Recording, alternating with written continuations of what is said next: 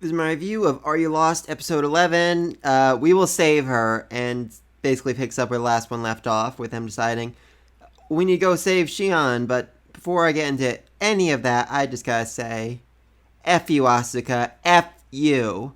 I mean, I get you're annoyed, you're angry, you're scared for Shion's life, but Homare is literally the only reason any of you survived. She fought off a freaking shark. She found you all your food, all your water, all your everything. And now you have the balls to get pissed at her because she misplaced Shion, a girl who you know is the most airheaded, most likely in your whole party to wander off person in the entire world, and you get pissed at her. Just screw you. Homare has saved you all so many times. If she decides to, one of you must be killed to please the great old one's Cthulhu, then you will listen to her, okay? So that was a fun little rant. Anyway, they all handle the situation quite poorly. Homare immediately runs off on her own little raft to go save her, which, not the worst idea, but, I would have packed some food or water or any supplies whatsoever that might have helped you on your journey. I mean, best case scenario, Shion's been out in the open sun in the water with nothing to drink. Well, actually, worst case is she's been drinking salt water like crazy because she's an idiot, but yeah, so bad move on your part, Homare, just gotta say, but I get it, you're scared, you're nervous. She even went against the teachings of her father, which was a really big deal for her. I mean, her father literally said to her when she was a child, and she was absolutely adorable, in a survival situation, you need to protect your life first. Everyone else is second to you preserving your life, which, true, I mean, if one guy gets lost and another guy goes to find him, there's a good chance both those people are gonna die. Main thing is making sure you're alive, you're safe, you're okay, and then worrying about the people around you. But thankfully, Homare actually cares about these people, and she decides to go after them. And just Jesus Christ, somehow, some way, Shion was good this episode. Like, really good. I mean, she realizes she's in the middle of the ocean and immediately starts bawling her eyes out, which, yes, any of us would do. And then instantly remembers Homare's advice about how water needs to be preserved. And this, oh my god, this line right here, though, tears are precious moisture. That's dark. I mean, that is just really dark. But, alright, then she accepts her death pretty much instantly. She's like, I know I'm gonna die. I just hope and pray that my 3 friends manage to survive, manage to make it off this island okay. I know you can do it. You're strong. I'm like, that is a very mature response to your situation. Worrying about your friends above yourself? Good for you, Shion. I'm fairly certain in the first 3 episodes you would have gladly killed all 3 of them to survive, but you've definitely grown since then. I'm proud of you. I complained last episode, same thing over and again. She's whiny little bitch, and Homare gets hurt, then she feels bad and does something good. But now it seems those experiences have actually added up to some substantial growth for her, and I'm very proud, very happy. Then, as she's accepting her death, she sees an island off in the distance, and she realizes, I can get there, I can survive, I bet they have food and water, and maybe even people who can help me, but sadly that is not the case. When she actually does get to the island, it is nothing but a big-ass rock.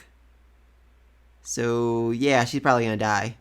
I mean, she scours like every inch of it trying to find something that can, some source of water, some plants, something she can eat or whatever. The only thing she finds that's interesting, though, is a cave. I mean, personally, in this situation, I would have gone into the cave because I'm like, I'm desperate. I'm finding something to make me live, but just not going in might have been the best choice. Given the foul smell and everything, there's a good chance whatever's in there is either like poisonous gas or animals or something that would hurt her. I mean, that could be where the bats are going. I thought that was weird. Last episode had a bunch of bats flying away, and Homer's like, wonder where they're going. That could be like the bat cave. It's just like full of guano. In which case, they might need to eat a bat to survive. Wouldn't be the grossest thing, but it'd certainly be unpleasant. And then she decides, I'm just going to sit here in the shade and wait for death. I mean, she's still trying to hold on, doing her best, but she's basically accepted she's going to die right here and now. And that's not really the worst decision to make in this case. I mean, if she was, running back and forth all around, looking for something that might save her, and she found nothing, she'd waste so much energy, so much water, so much all of that, and probably would have just died a whole lot faster. So waiting in the shade where she's mostly protected from the elements it's like I said, it's not a terrible idea. Okay, best case scenario being just, ultimate survival mode. She probably could have found like a fish somewhere. The water, I'm guessing the water around this rock is a little shallow. She could go in and catch something and, then do what Homare did and beat it with her shirt off so that she can drink its blood.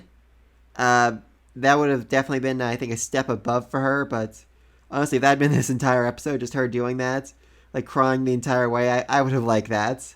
I mean, Mutsu managed to, clean a rabbit out. That was painful to watch, but she did it, so it wouldn't be too out of the park for Shion to manage to do something like that.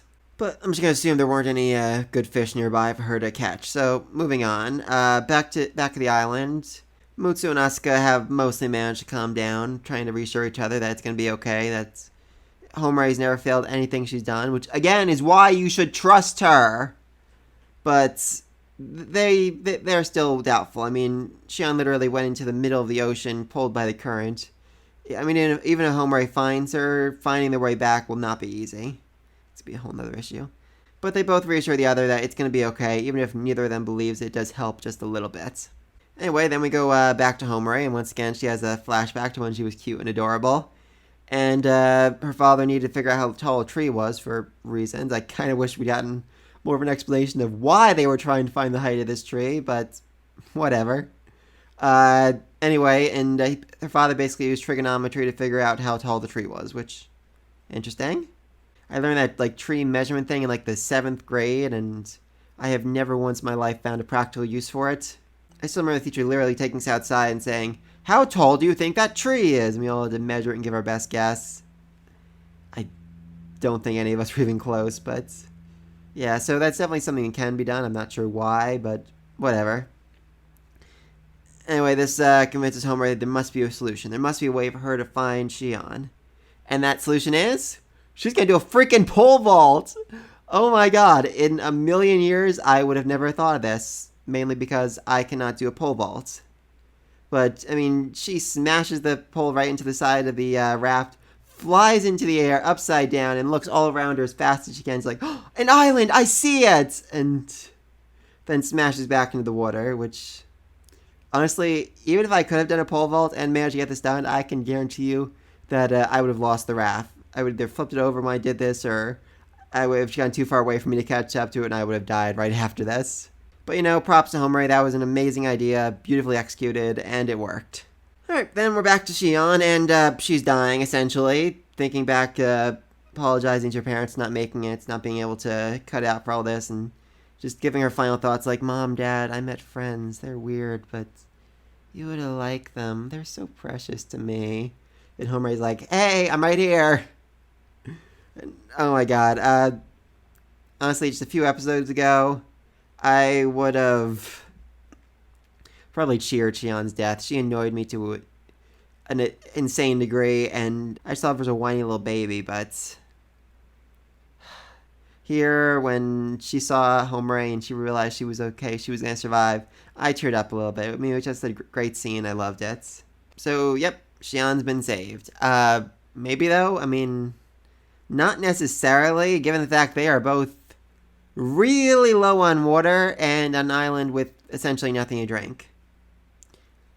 I mean, based on what I saw in the brief preview for the next episode, I'm assuming they might have to go back to the whole close your eyes, open your mouth method, but not sure how effective that's going to be. Again, that really flies in the face of everything I know about survival expertise, as minimal as that might be, but I've been told the author of the series is a survival expert, so I trust his judgment. If that's really the only way to survive, I guess that's what you have to do.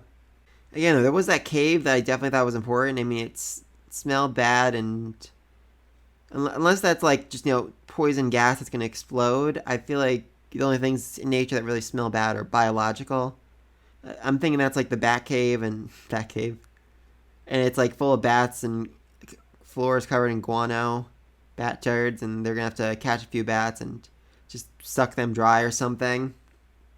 I mean, they are also on a timeline here, because They need to get back before the sun sets, or they're never. Or they're. I mean, technically they could wait till the next day to do it, but I don't think they'd survive that long. And plus, then Tweedledee and Tweedledum back at the island would definitely get worried and probably try to do something stupid like follow after them in their own raft, and they'd both be dead too.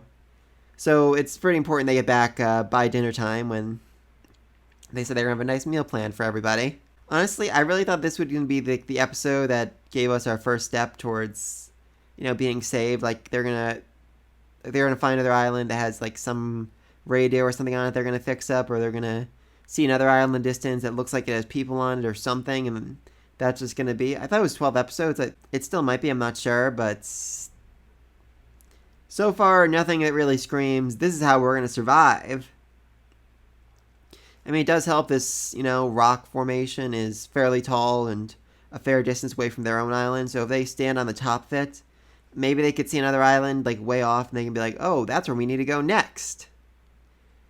But those are just my thoughts. Let me know your thoughts in the comment section down below. Be sure to like, subscribe. Till next time. Peace!